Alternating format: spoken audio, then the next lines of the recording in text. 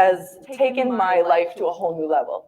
And the other reason you should listen to me is because all of the tips I'm about to demonstrate for you are the most popular content on the Trello blog, and all of it is backed by scientific research. So you really don't need me to tell you. It's science. All right, let's get started. So you can pretty much drill down the 5 biggest problems with your productivity into these key areas: prioritization, time management, communication, your ability to focus, and the feeling of being burned out. And I'm sure we've all felt all of these at some point, maybe too much.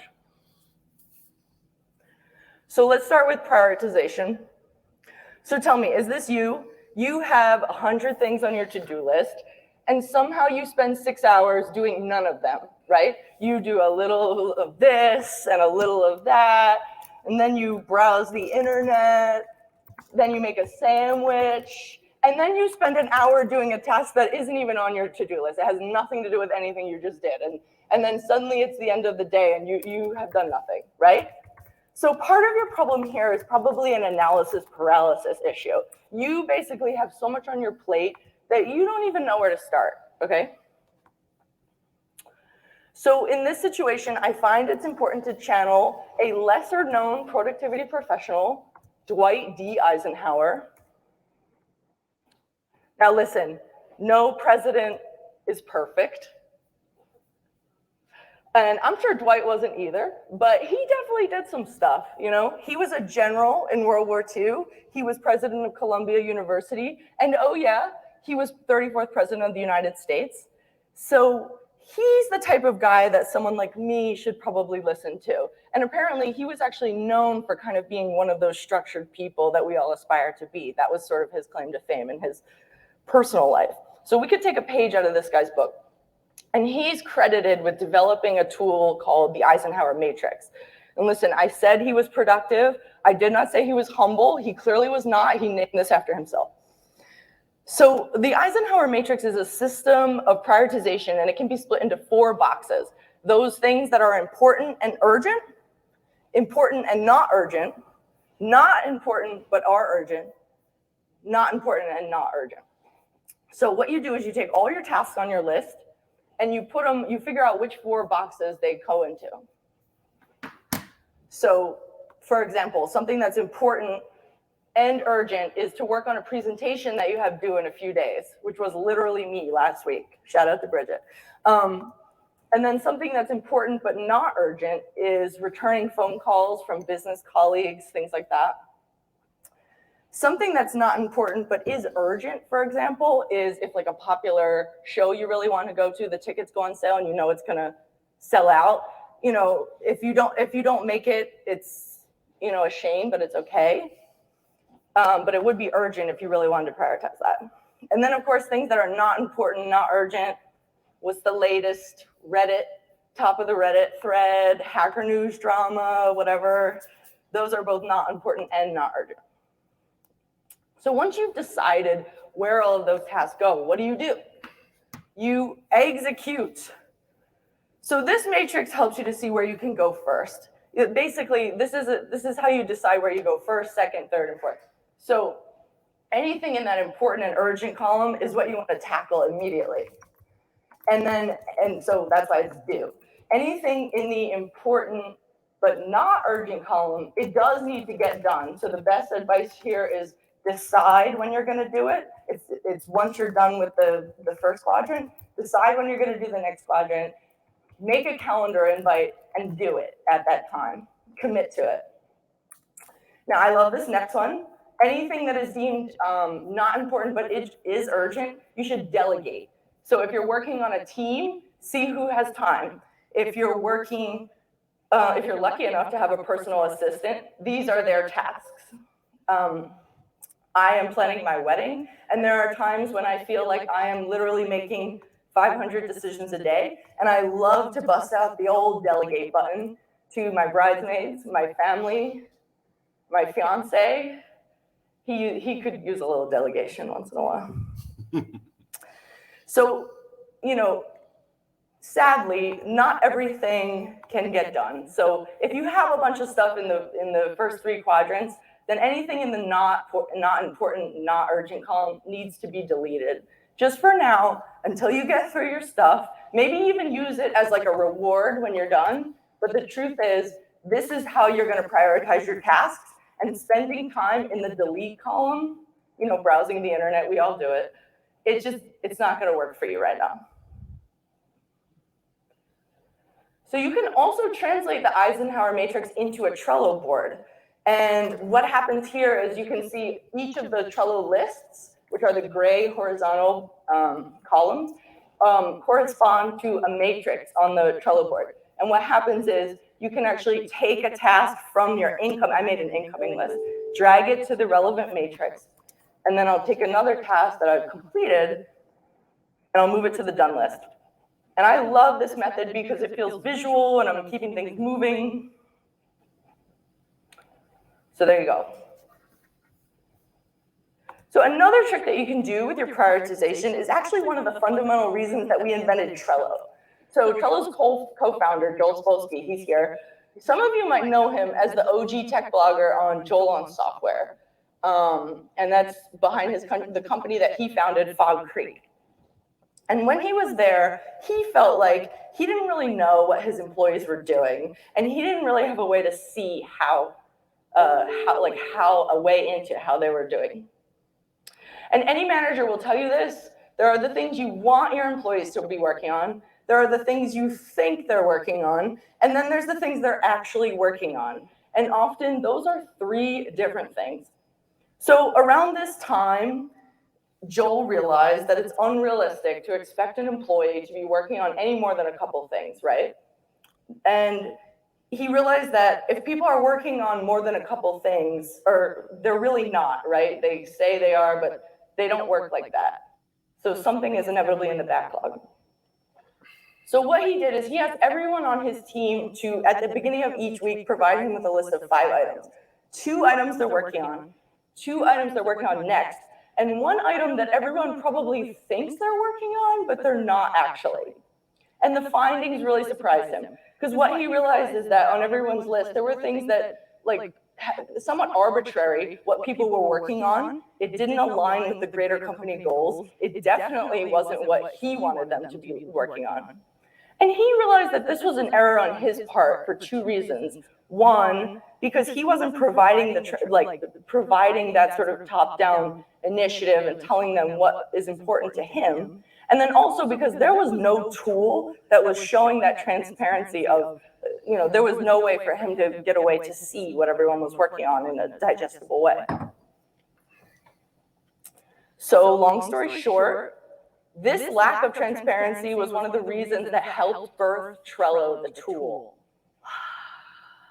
Did anyone just get goosebumps? Just me. Got it. So here's an example, actually, of how you can translate the rule of 5, as we're calling it, into a Trello board. And we're using traffic light colored labels to indicate the task. So there's the 2 that they're working on, the 2 that are up next, and the 1 that is just not actually happening. So this is called the rule of 5 in action.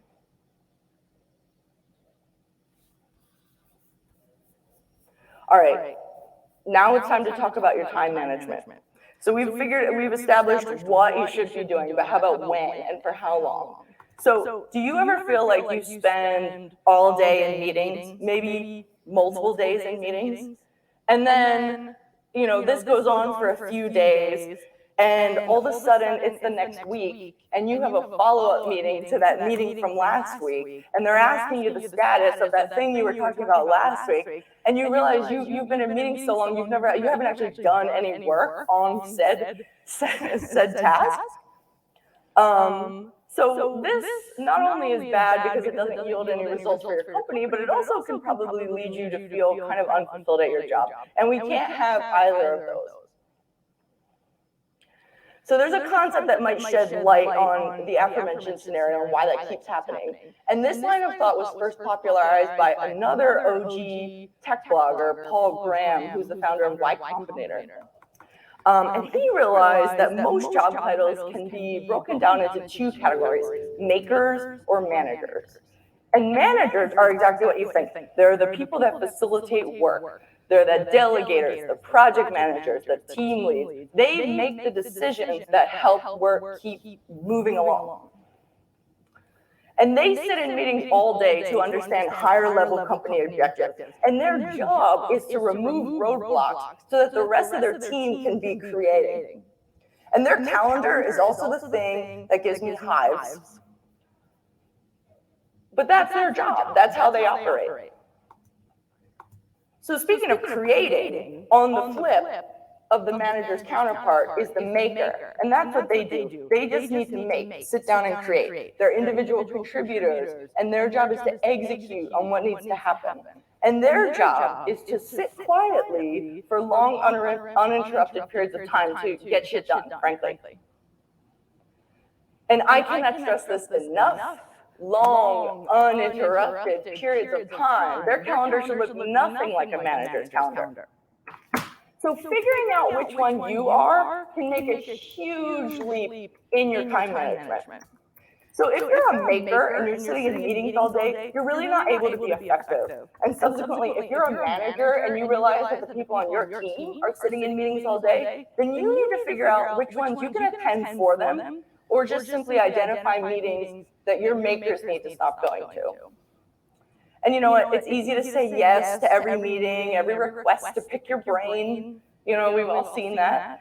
You want to play as a team. I get that. But the truth is, you can't. And the other thing I'll say to you is nobody is ever just a maker or a manager. So you might want to schedule your time that way, because there are times when you need to be in meetings and there are times when you need to do heads down work. For example, my whole team knows there's a huge glaring block on my calendar on Tuesdays, and it says no meetings, maker day.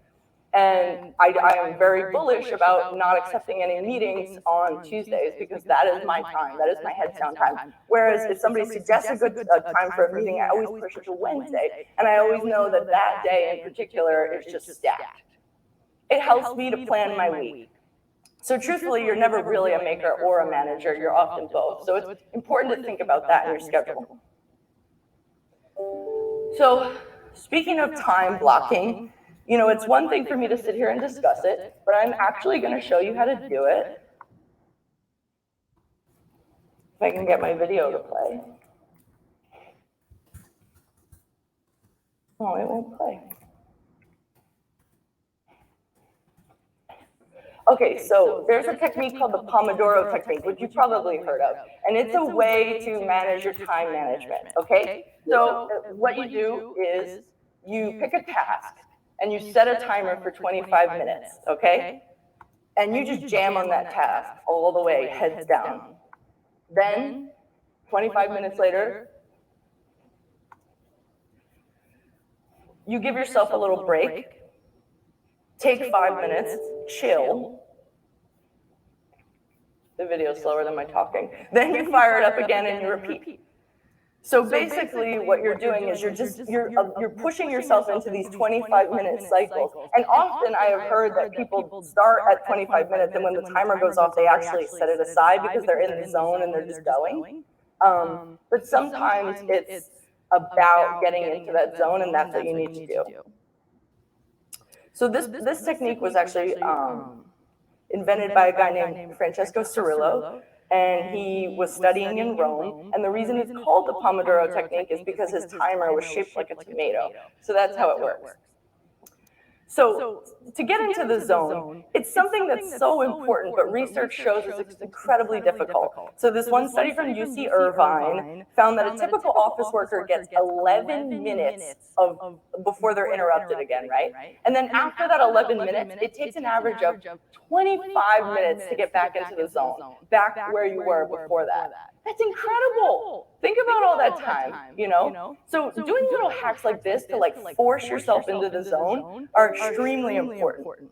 So give the Pomodoro technique a try the next time you feel like you're just this, whatever the word for this is. Okay, so not to be a Debbie Downer, but there is another problem with your productivity, and it's the ability for you to get and give feedback.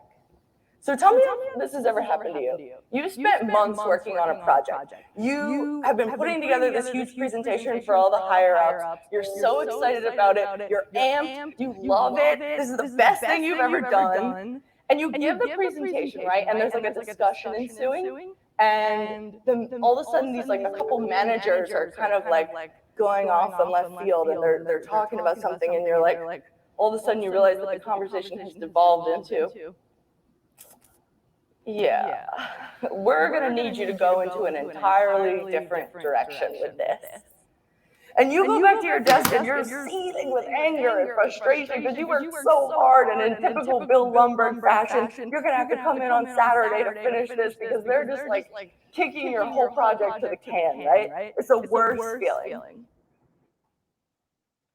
At Atlassian, we have a name for this. We call it Seagulling, and it's basically when someone who has no context for your project swooped in at the last minute and pooped all over it. And once you stop fantasizing about destroying a printer with a hammer in the middle of the field like they do in Office Space, take this experience as a way to reflect on what you could have done differently. Because at the end of the day, that is all you can control, okay? You can't control the seagulls at the beach or in your office. And you know, if you were sitting heads down jamming on a project for months and you weren't soliciting feedback, it's actually on you that you got pooped on. Because the truth is, people are going to have their opinions, and it's up to you to source them at the right time. So there's a technique you can use to combat seagulling. It's called the 30-60-90 framework, and it's designed for you to get different types of feedback at different phases.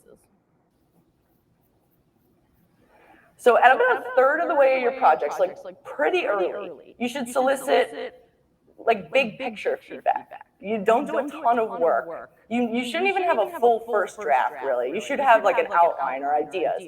And you know, maybe like a product spec. So before you go any further, you want to talk about some of the early feedback. And stuff like that would be, when you ask it this direction, like higher level concepts, target audiences, ways to expand the scope, and also, of course, how this aligns with bigger company goals, because inevitably that's going to come up in a Seagull session, you know. So this is the stage where you want that feedback that Bill Lumberg back there gave you. And, you know, because to be honest, like that feedback is valid, and you just need to source it at the right time. So once you've gotten like a portion of the work done, like I'm talking like a first draft, definitely, you know, then it's time for the 60% feedback. And you should have a relatively fleshed out, you know, work at this point. You could even do like some copy editing or sentence structure. And it's a critical phase, so get as many people in it as possible, because the next round you're going to be like nearly done, finish line status. So this is like the biggest round of feedback, I would say. And you are looking for kind of design elements, like you can be relatively nitpicky at this point. So now that you've gone through 2 rounds of feedback, it's time to put the final touches on it, and this is when you do just last minute tweaks. This is not the time to talk about the overall direction. So if somebody tries to hit you with the overall direction in this phase, kindly, politely remind them of the 2 other rounds for which you gave them an opportunity to give that kind of feedback. And you know what? Go on your merry way. It is what it is, you know. All right, onwards. All right, big one. This is a big one. Your ability to focus. And I hate to tell you this, but your brain is wired to get distracted. And I'm not going to get too far into the science, but effectively, when we encounter a shiny new thing, our brain releases dopamine. And dopamine, also known as the feel-good hormone, is a neurotransmitter that's responsible for feelings of like bliss and euphoria. And you get that every time you encounter something new. So that's one of the reasons that it's easy for us to get distracted when we're trying to focus. It actually feels good, whether we're conscious of it or not. And what happens is when we're jumping from thing to thing to thing, it's a phenomenon called context switching. And a lot of people want to say that context switching and multitasking, right? But they're actually very different. Multitasking is a good skill. For example, you can probably read road signs and ride a bike at the same time. That's kind of an important multitask. The key here, though, is that you are using two different parts of your brain to multitask. Context switching is the evil twin of multitasking. And context switching is switching from one task to the other before the first task is complete. So a classic example of this that we can all relate to, right? We're heads down, we're jamming on something. Maybe it's code, project plan, blog post. We're in that zone. Maybe we did the Pomodoro, whatever. Then, out of the corner of our eye, there it is. That's my Slack sound. That's my Slack ping. I wanted to bring like wood, but okay. So it's your coworker, and they're asking an entirely different question about something totally unrelated to what you're working on, and you jump over to Slack to answer. And when you do that, a sad thing happens. You jump out of that zone you were in, and now you're thinking about this other thing, you know? And remember what we said before, when you jump out, it's gonna take you at least 25 minutes to jump right back in, right? So that's what context switching is. And that's the bad news.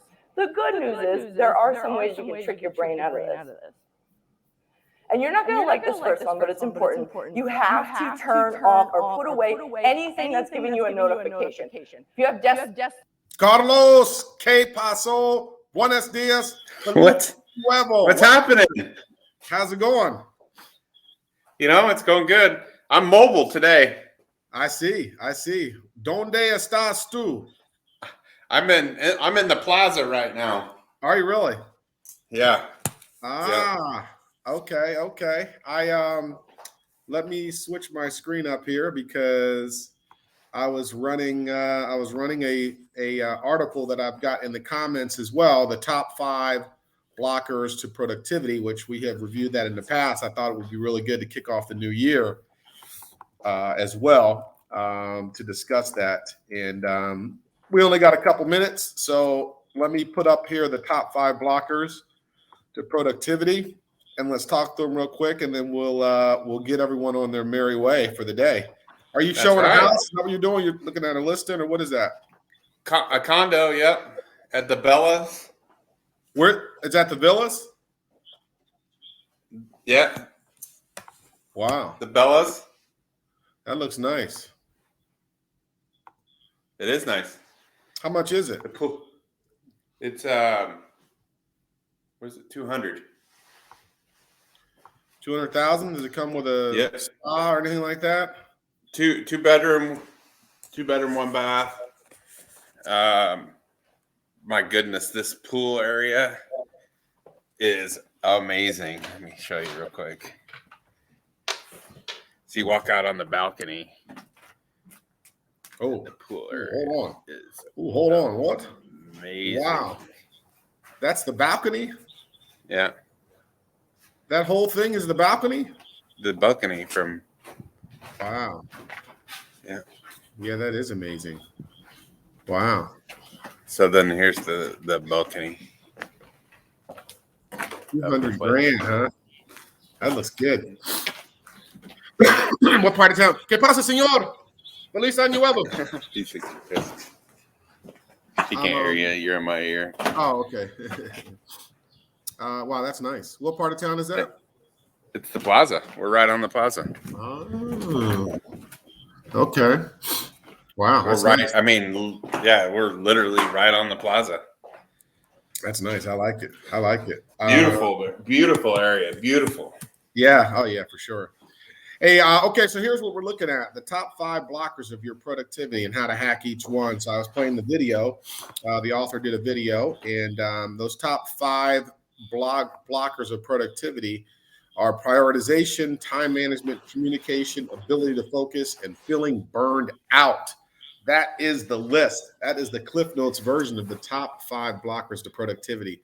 Give me some thoughts. Give me some thoughts on those, Carlos. I know you are a man of action and organization to make sure that you're so efficient. But talk to me a little bit about that. Talk to us a little bit about that. Prioritization. You know, prioritize your day. You know, time management, communication. Yeah. It's all productivity. Right. I love it. Feeling burned out. I know how people could feel burned out after a while. but you just gotta, if you don't love what you're doing, then don't do it. Right. You know, prioritizing your day is a big part of being organized. Like even right now, everybody's the new year. Everybody's like, I got New Year's resolutions. I'm gonna get my schedule going. They all do that at the beginning of the year. Everybody does it, which you should be doing that every day. I don't think of that anymore. I don't have New Year's resolutions. I don't start over in January. Right. If I change something or if I do something, I do it whenever it's being done. I'm not, I figured the only thing I did differently this year, for me is people always say I'm going on a diet for New Year's. I'm not going on a diet. I'm just changing my life. I'm just changing the way I eat. Yeah, lifestyle change. Yeah. I'm not doing it anymore because nobody lives up to that resolution, Yeah. But prioritizing your day is a big thing to be productive. Yeah. And feeling overwhelmed is it comes with having a lot to do. Yeah, for sure. And even me right now, it's like I told myself every day in the last few weeks, this whole last month is just chaotic for me, and I sit here and I think, man, I got to get organized. I got to get better organized because it was just falling apart for me, Right.